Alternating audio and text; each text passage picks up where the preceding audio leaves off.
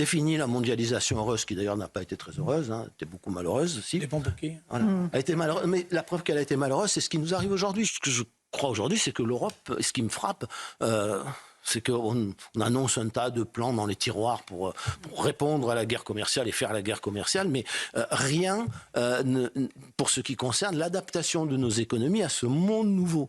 C'est-à-dire, qu'est-ce qu'on va faire? Est-ce qu'on va continuer, par exemple, avec le droit européen de la concurrence tel qu'il est, c'est-à-dire qui est beaucoup plus désarmant que les droits de douane? Est-ce que la réindustrialisation, est-ce que derrière la politique de désindustrialisation, il y a réellement une stratégie, des politiques pensées? Est-ce que chacun reprend un peu aussi de sa marge de manœuvre, de son autonomie de politique économique dans ce monde-là? Je parle des pays, chaque pays européen.